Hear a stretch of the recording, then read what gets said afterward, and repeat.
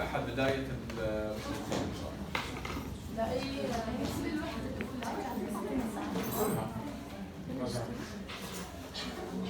امتحان الوحدة كاملة.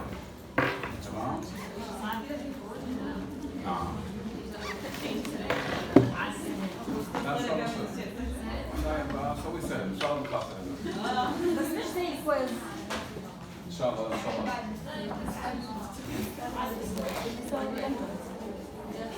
ايش؟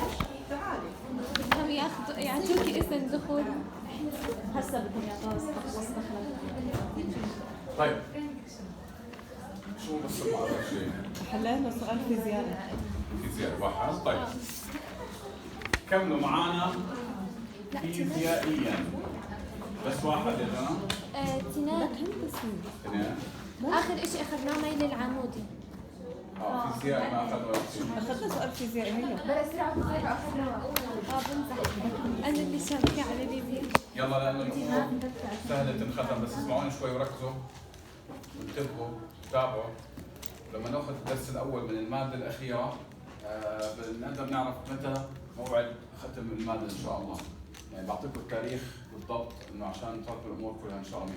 بس أهم شيء زي ما قلنا نتابع المعادلة التفاضلية نحل بساعتين، يعني الكتاب كله كامل ما تخافوا. يعني الدرس الأخير أسرع واحد إن شاء الله بتراجع لحاله، لأن إحنا أخذنا بالحصة الماضية إنه يعني ما في شيء اسمه فيزيائي صعب. يعني فيزيائي شو هو؟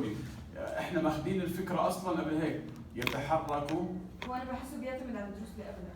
بالضبط. اذا انت يعني دارس الدروس اللي قبلها. هو الدرس الاول باختصار تلخص كل الافكار، لانه في كل القواعد. يتحرك جسيم حسب علاقة في يلا في تي تساوي 4 اس تي، وكان الموقع بعد 1 ثانية هو 1 متر. جدي الموقع بعد 3 ثواني.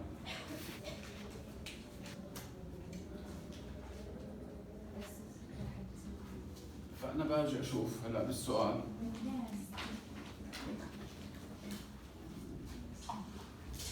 في تي ما بزبط السؤال زي هيك. أولاً السؤال بالمعادلة التفاضلية لازم يكون على شكل مشتق. هاي اس تي ولا 40؟ هي مبينة هيك صح؟ اس تي. لا اس تي هاي. اس تي. فكرت 48. مبينة 45. طيب نفس الملاحظة بشوي لنا. 4 اس تي. ليش هاي المعادلة تفاضلية؟ لانه اس تي. اس تي. بالدرس الأول شو كانت؟ بس تي. طب حلوا لي المشكلة هاي. طلعوا الحل شو سهل عشان ما نعملهاش قسطين. يعني قصدي انه قسطه بالدرس الاول وقسطه بالدرس الاخير. يعني كل ما يجينا سؤال فيزياء بحط بدل في دي اس على دي تي حتى لو كانت 4 تي. طب شو المشكله يعني؟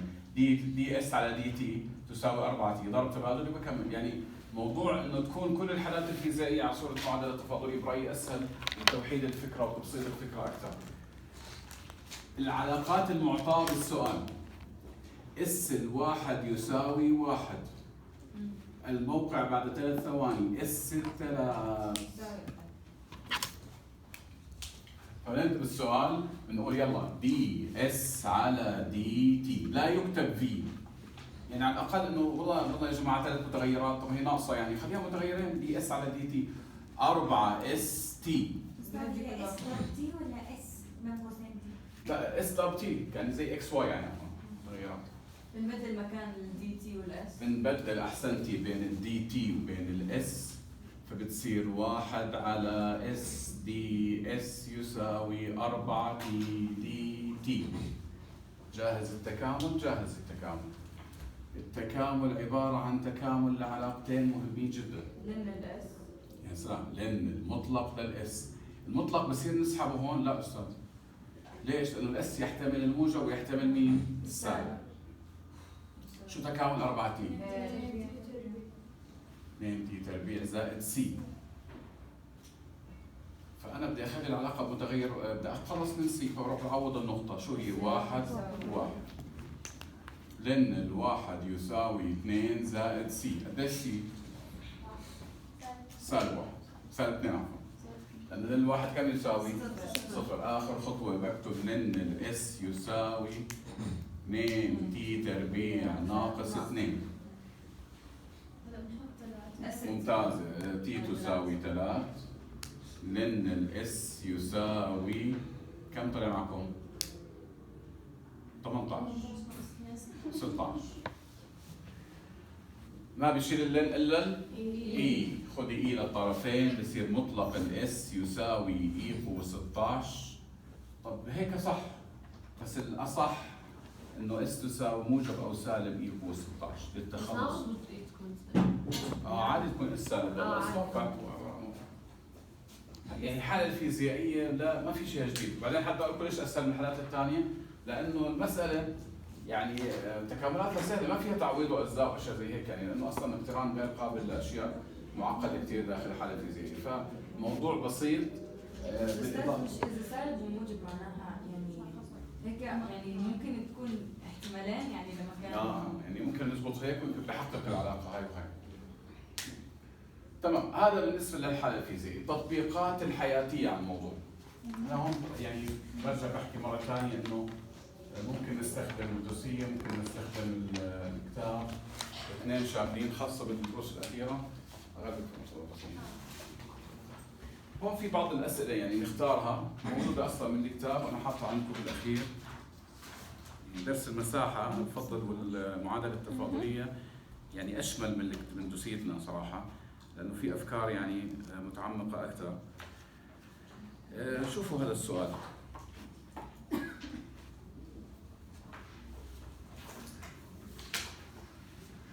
السؤال يمكن طبعا قبل ما اكمل او قبل ما احكي هلا حياتيا نشوف فكره في السؤال، انه هو بيعطيني معدل تغير او سرعه تغير، وانا لازم اترجم السؤال من كلمه معدل تغير لمشتقه دي حسب شو الرمز دي واي على دي اكس.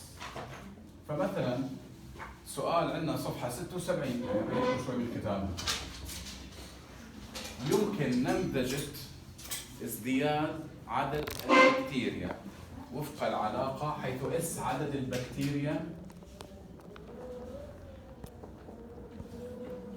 وتي الزمن.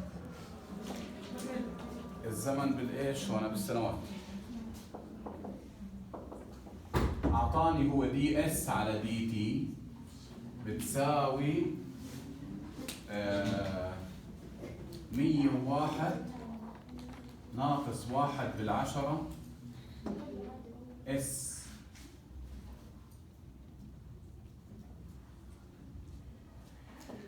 تمام. انا إذا بدنا نحكيها بالكلام بتصير معدل تغير عدد البكتيريا بالنسبة للزمن. نعم. معدل تغير عدد البكتيريا بالنسبة للزمن هو 101 ناقص 1 بالعشرة من عدد البكتيريا الأصلي. هو ايش بده؟ ايش هو؟ ايش بده؟ بده وكان عدد البكتيريا عند بدء الدراسة 1000. يعني اس صفر سبعة. ايوه دائما بنستخدمها هاي. بده عدد البكتيريا، ما في موضوع في الرياضية في العالم الا بستخدم هاي الفكرة اللي انا بحكي عنها هون اللي هي تطبيقات الحالة. بده معدله بعد 10 سنوات. اتوقع هو من الكتاب كمان بس بعرفش بالمراجعة بتشوف وين هذا السؤال.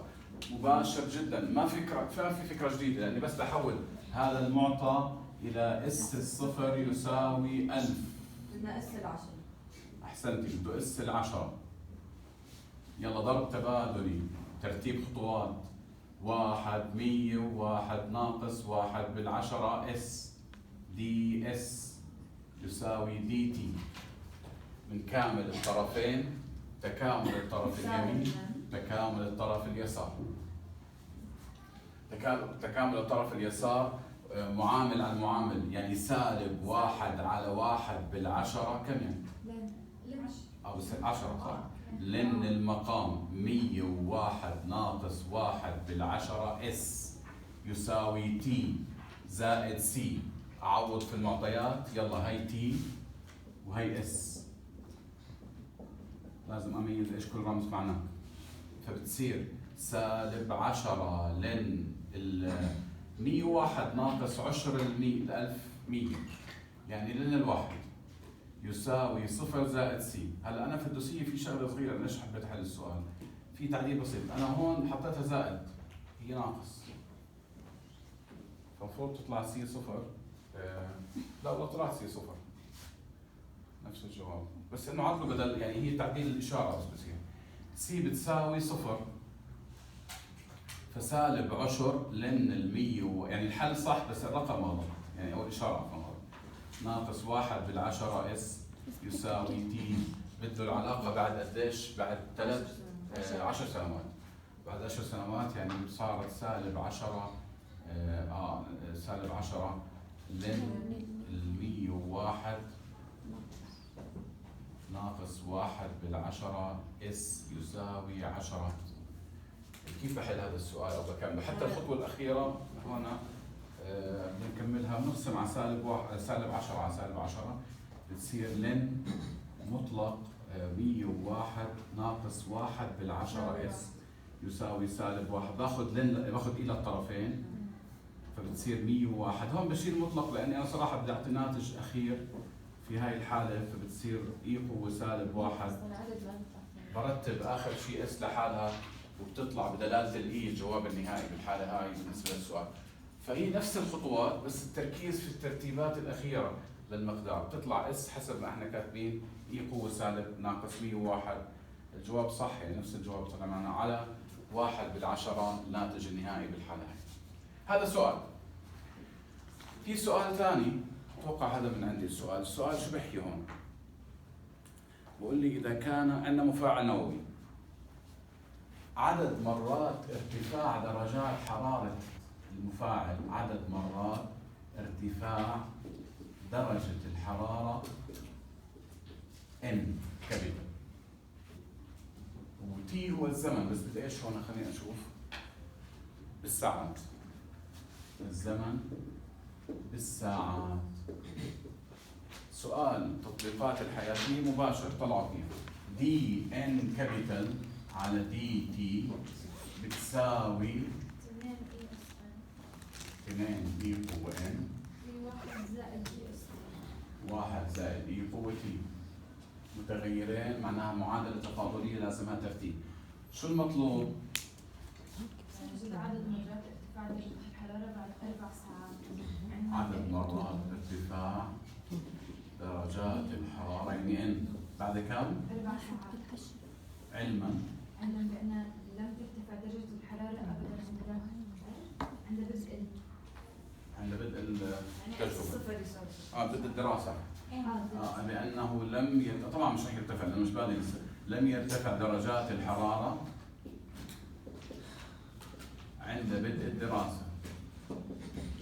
يعني أصلا إن الصفر تساوي صفر. هاي يعني مرات الأشياء الصغيرة هي اللي بتطور أكثر من التكامل نفسه. يلا معادلة تفاضلية بس سهلة، يلا ضرب تبادلي. هاتوا لي هاي لتحت ونرفع هاي لفوق، برجع بعيد وبزيد وبحكي هاي الكلمة أكثر من مرة. راح تلاقي في ناس قسموا على 2 مع الإي قوة إن، وفي ناس ما قسموا على 2، بيطلع شكل الجواب مختلف، تطلع سي مختلفة. ما تستغربي هذا الكلام، بالعكس الحل صح 100%، بس بيطلع أكثر من سي حسب الجواب. نسيت 2 هون فبتصير 1 على اي قوة ان، اي قوة سالب ان تكاملها اي قوة سالب ان على سالب 1 تساوي 2 ضرب تي زائد اي قوة تي زائد سي. في هاي الحالة طبعا راح يصير عندنا سالب تنضرب بالجهة الثانية، او اول شيء نطلع قيمة سي بعدين نرتب الامور بدنا اياها. هلا ان الصفر يساوي صفر، شو بصير؟ نحط بدل تي صفر وبدل ان صفر، يعني سالب 1 يساوي 2 ضرب 1 زائد سي. سي بتطلع كم هنا؟ سالب 3. فبتصير سالب اي قوة سالب ان تساوي 2 ضرب تي زائد اي قوة تي زائد سي ناقص 3. صحيح. هلا ايش بده هو؟ بده عدد مرات ارتفاع درجة الحرارة عندما تي تساوي 4، بس تعوض بدل تي 4. فبتصير سالب اي قوة سالب ان تساوي بدل تي 4 زائد اي قوة 4 ناقص 3 بضرب بسالب وبرفع لن للطرفين، فبتصير بآخر جواب سالب n تساوي 4 لن الأربعة زائد ضرب سالب عشان هيك راحت السوالب كلها زائد 3 يعني 7 في زائد e قوة 4، فبتصير n تساوي سالب لن 7 زائد e قوة 4 ناتج نهائي. ما تستغربوا هيك اجابات في مسائل حياتيه، اغلب الاجابات اصلا بتكونش يعني ارقام صحيحه.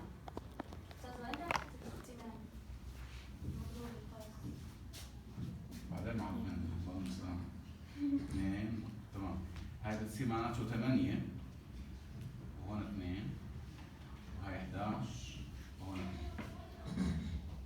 تمام. اصعب تطبيق على موضوع اللي شايفينه في المهارات العليا للدرس، تطبيق حياتي كمان. هو المشكله مش بالرياضيات، المشكله في المعنى تبع السؤال. خليني اشرح لكم فكرتها اول. هذا بقول لك في شيء اسمه تحلل المواد المشعه. تحلل المواد المشعه، الماده المشعه لهم ارض هاي. الماده المشعه بتتحلل وبتقل كميتها. يلا جاهزين تنتبهوا معي؟ تفضل يا عائشة. كيف سوينا لين السالب اي والسالب ام؟ هون على اليسار مش عارفه كيف سوينا لين هاي قصدي. السالب اي قوة هلا انا اول شيء ضربت بسالب فراح السالب مع السالب، فبتصير 8 زائد 2 في اي قوة 4 ناقص 3، هي ناقص حتى هون. مش ضربنا في بالسالب. زائد 3 ضربنا بسالب، السالب والسالب والسالب كله راح. هلا باخذ لن للطرف اليمين ولن للطرف اليسار، بتروح بضل سالب ان هون، بتصير لن كل الكلام اللي ضايع بس بدون سالب، اللي هي 2 في 4 8 زائد 3 بتصير 11 زائد 2 اي قوة 4. هذا ناتج اللي هو بعد ما اخذت لن للطرفين. السالب ضربته على الجهة الثانية صارت ايش؟ هو اصلا لا ايش السالب تبعتنا؟ احنا ضربنا بسالب. لا قصدها انه لا ثاني خطوة هي اصلا تلاقي موجودة مش سالب. هاي سالب 2 طيب 8 زائد يعني فهمت انه السالب اي والسالب ام هي بتضل نفسها. هي 2 في هاي ناقص 3. هاي في سالب هون ضل زي هيك. هلا المهم اخذنا ضربنا بسالب خلص اخر شيء بس صح؟ بيطلع نفسها بس انه السالب حطيتها زياده. ثلاثة كيف؟ تحت الثلاثة لا ناقص مش زائد. لا احنا رح نضرب سالب هون، بتصير هاي سالب 2 فعليا، بتصير سالب 8 ناقص.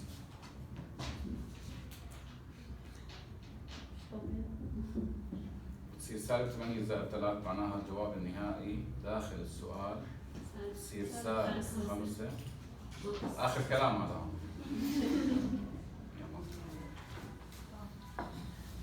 طيب نيجي حكينا السؤال المهم هذا. بقول لي يمكن نمذجة مادة، احكي لكم الفكرة بس.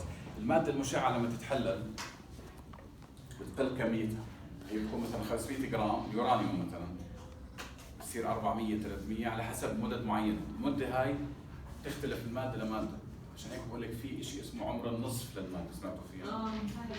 شو يعني عمر النصف؟ يعني قديش المادة ال 500 بدها وقت عشان تصير 250. كل مادة لها عمر نصف محدد، ممكن 3 دقائق دقيقتين حسب شو المادة. فالمهم أنا دخلي في الموضوع إنه في عندي علاقة تحلل المادة المشعة. الإكس هي الكمية المتبقية من المادة، يعني هي 500 صارت 400 300، هاي كمية المادة المتبقية قديش بضل. فهو بيعطيني العلاقة جاهزة، بقول لي إنه دي إكس على دي تي تساوي سالب لمدا في تي، او اتاكد شو اسمه دي اكس على دي تي، سالب لمدا في اكس. طبعا حيث التي هو الزمن، والزمن اتوقع هنا بالايام.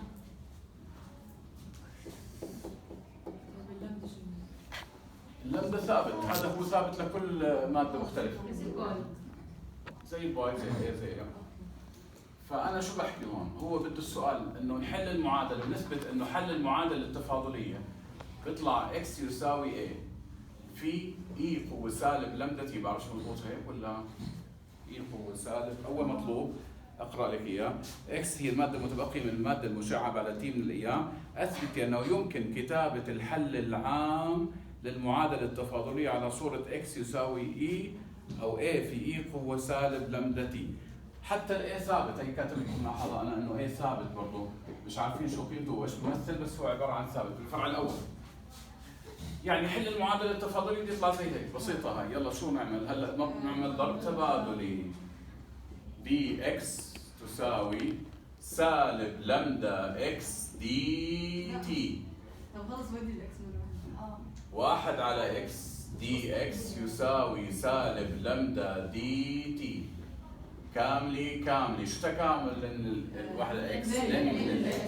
لن المطلق. الحالات النادرة اللي بسمح لك تشيل المطلق هي هاي المسائل الحياتية. ليش؟ عفوا عفوا بس باقي الرائدات حد جاب لي لرمضان القيام؟ معي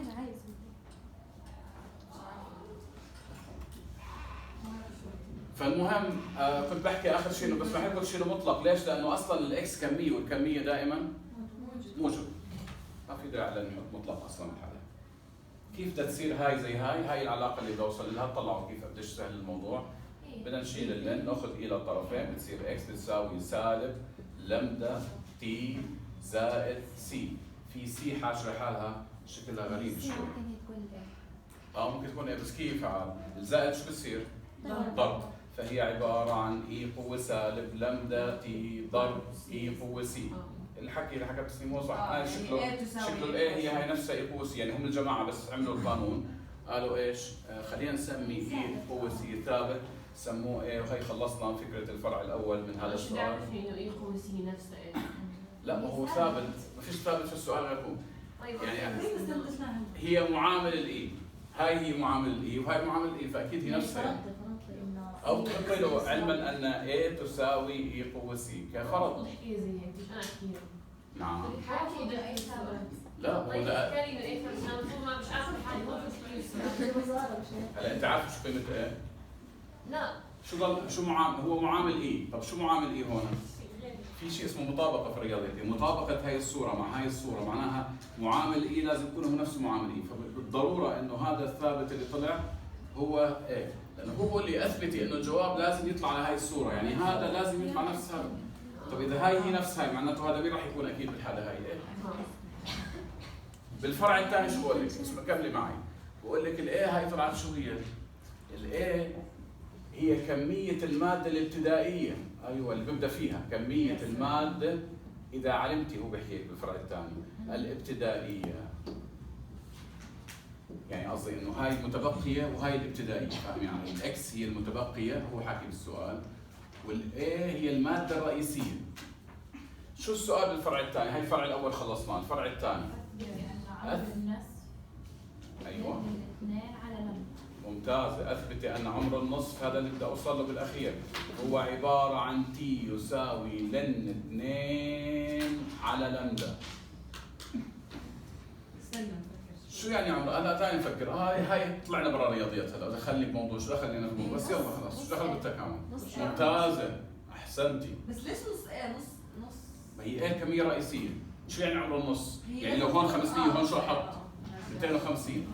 بيطلع لي تي بالضبط قديش الزمن اللازم لكل ماده او عمر النص لكل ماده. فعشان اجيب قديش عمر النص بحط انه اكس بتساوي نص الماده اللي هي على 2. يلا تعالوا نعوض شو بصير. لازم يطلع معي الجواب زي هيك. بتصير تعالوا نكمل هون. هي صورتوها انتم هون. هلا اكتب هاي مش مشكله. هاي بتصير اول شيء A على 2 محل اكس عوضتها بالعلاقه الرئيسيه هي. تساوي A اي قوة سالب لمدا تي. بدي اطلع قيمة تي ولازم تطلع تي لان 2 على لمدا. يلا شو نعمل لو انت مكاني هون؟ بدنا الان نرجع الايه مع الايه بتروح. شكرا هيك ثابت صح؟ نص يساوي اي قوة سالب لمدا تي. بدي اشيل لن النص يساوي سالب لمدا تي. لن نص اللي هي سالب واحد. يعني واحد ناقص اثنين. نهاية سهلة للسؤال. لن النص على سالب لمدا، نعين انه هذا يساوي لن 2 على لمدا، لانه اصلا هاي لن الواحد ناقص 2 سالب لن 2 او مقلوبها كلها صح بتصير لن 2 على لمدا. اللي بالي يعني انا لو بدي احط سؤال، انا شو بعمل؟ مثلا بدل ما احكي عمر النص بقول عمر ثلث الماده مثلا زي هيك، اللي تصير انه قديش تصير ثلثها فاي على 3، يعني بهي الطريقه. بس المهم انه الفكره انا بحكي بشكل عام انه ما في شيء جديد، السؤال واضح جدا خطواته، بس عباره عن ترتيبات. كل اللي على اللوحه يسموها مهارات حياتيه او تطبيقات حياتيه على موضوع المعادلات التفاضليه، اللي هو اكثر موضوع حكيت لكم بتطبق بالحياه العمليه في الرياضيات كله، يمكن مش بس بالتكامل. فعشان هيك هي ماده مستقله اصلا في الحلقه. هلا احنا ندرسها حلوه مش حلوه، احنا بدنا 10 علامات تبعون. تطبيقات التفاضل كانت احلى. لا معك صح. هو ما فيش قوانين شايفين ولا بنحفظ ولا قانون، الحمد لله. طلع لنا فكره الحمد لله. وفي فكره كمان ما ذكرتنيش يا جماعه. السؤال حكيتي لي عنه صح؟ الفكره بمادتنا الاصليه عن مين؟ مش طبيعي لازم هذا جديد على المنهاج وراح تستغربوه صراحه اللي قاعد. هذا الجديد طلعوا شو بيحكوا اخر سؤال او اخر فكره، صفحه 78.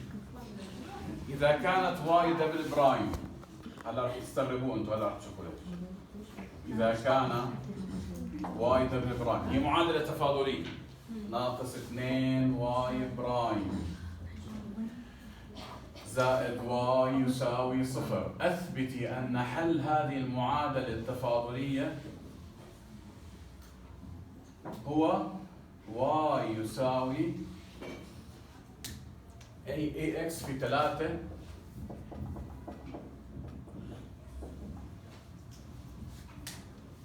هذا شو علاقته؟ يعطيني معادله فيها مشتقه واثبت انه هاي جوابها. شو نعمل؟ يعني انا لما حكوا مشتق اصلا هاي تنفعش معادله تفاضل، يعطيني السبب. ما في شيء اكس. مش واي هي اف الاكس. بس انا اخذت معادله تفاضليه مشتقه اولى، ما اخذتش تفاضل. شو واي؟ واي هي اف اكس. انه خلص واي هي اف اكس. ايوه بس انه بزبطش يعني واي دبل برايم. هاي شوي مهمه جدا، انه احنا اخذنا بس على المشتقه الثانيه، اما المشتقه الاولى بس مشتقتين. بعدين شو اللي فيها؟ هاي معقده جدا يعني اكامل ما بقدر. هو السؤال بالكتاب حاط اسئله زي هيك في بدايه الدرس، فلسفه طبعا، لانه هاي اصلا هاي بتنحط في الفصل الاول مش الفصل الثاني، مستبعد كثير، بس يعني خلينا نحكي انه موجوده في الدرس فلازم ناخذها. بجهز مشتقات، خلينا نراجع شوي المشتقات. بدي اجهز واي برايم، وتذكروا طريقه التعويض في الاثبات صح؟ لناخذ هدول بنعوضهم هون هاي كان قاعد تساوي اي اكس. اي قوه اكس مشتقتها اي قوه اكس. هاي 3 اكس اي قوه اكس. 3 اي اكس. يا سلام. كانت مشتقة الأول. شايفين ما بنسى الاشتقاق. هاي زائد هاي كم؟ 4 اي قوه اكس زائد 3 اكس اي قوه اكس. بعدين مشتقة ثانية واي دبل برايم يساوي شو مشتقة هاي؟ 4 اي قوة اكس زائد برضه مرة ثانية الأول كمشتقة الثاني زائد الثاني مشتقة الأول. من الآخر بشوف 7 اي قوة اكس زائد 3 اكس اي قوة اكس. بنعوض يلا على الفرع الرئيسي. هاي عبارة عن 7 اي قوة اكس زائد 3 اكس اي قوة اكس ناقص 2 ب4 8 صح؟ على طول يلا. زائد 6 ناقص نوزع سالب 2 على هيك ناقص 6 اكس اي قوة اكس زائد واي من وين؟ اي قوة اكس زائد 3 اكس اي قوة اكس يساوي 0 عليها علامة استفهام. هل يساوي 7 مع سالب 8 سالب 1 مع اي قوة اكس. حلوة هاي.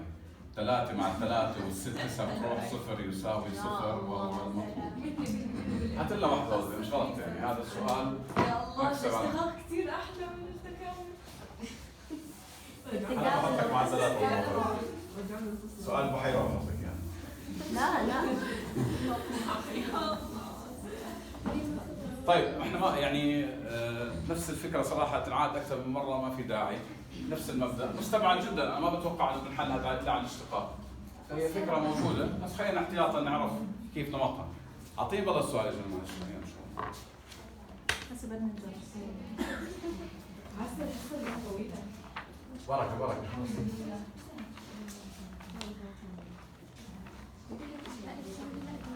لا بس ممكن يكون في تكامل أكثر من لا تكامل بس شو التكامل؟ بكرة بتاخذي يا عائشة تكامل شو اكس دي اكس دي واي. بتعرف شو معناها هاي؟ بتكاملي أول شيء بالنسبة لاكس واللي بيطلع تكامليه بالنسبة لواي. بس هاي مش موجودة. مرة شفت هذا السؤال. عن جد؟ واخذته بالمدرسة. اول ثانوي هذا اللي تحت صح؟ كاملة الأشياء. اللي تحت. كاملها كلها مع بعضها. لا شوفها هون بهاي لا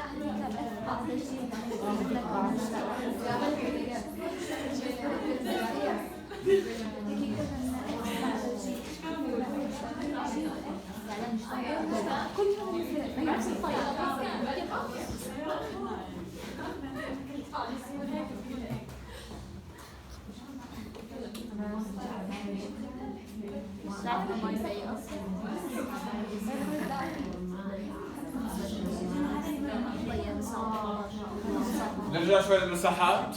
تطبيق الفيزياء على المساحات كثير في عندنا مادتنا علامات بتنكسر هيك بالشكل يعني.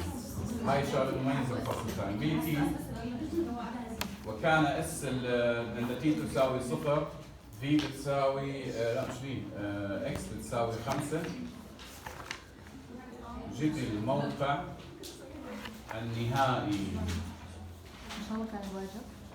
كان واجب ايوه. او كان بالحصه هاي. طيب لما يعطيك رسمه والرسمه فيها في والاشكال منتظمه وهي بكره بوزاره تتذكري كلامي. لما تي تساوي 0 اكس يساوي طبعا هاي ضروري هاي الابتدائي. هذا زي ما حكينا هو اس بس بالغلط محطوطه اكس عشان تتذكري كلامي. فهو بده النهائي. ما توجد الاس النهائيه الا دلتا اس اللي هي بتساوي اس النهائيه ناقص اس الابتدائيه. اصلا كيف نطلع دلتا اس بالرياضيات اللي هو الازاحه. والازاحه هي مجموع المناطق الموجوده بالسؤال حسب منطقتها وين A1 وين A2. فالمنطقه A1 هي عباره عن نص القاعده في الارتفاع يعني نص الأربعة في 3 يعني الجواب 6. ايوه هي كانها مطلقه انه بالحالة الموجبه. A2 تساوي المنطقه الثانيه اللي هي نص مجموع القاعدتين. قد ايه مجموع القاعدتين؟ من 4 ل 9 كم فيها؟ 5. وهاي ليش والله؟ 6. من 6 ل 9 فيها 3 يعني 5 زائد 3 في الارتفاع اللي هو 2. 2 مع 2 بتروح 2 مع 2 بتروح بتصير 8 بس هاي المنطقة تحت فهي سالب. فالإزاحة تساوي 6 ناقص 8 يساوي سالب 2. هي طلعنا الإزاحة. برجع بعوض القانون تبعي دلتا اس اللي هو سالب 2 يساوي اس 9 مجهول السؤال ناقص اس الصفر اللي أعطاني إياها بالسؤال. اس 9 بتساوي 3. تمام وسهل. الله يعطيكم العافية.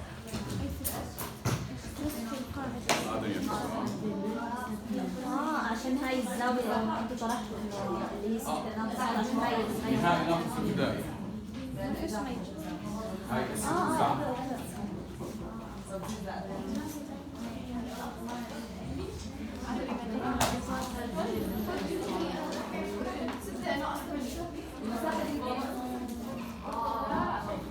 يلا اشكرك.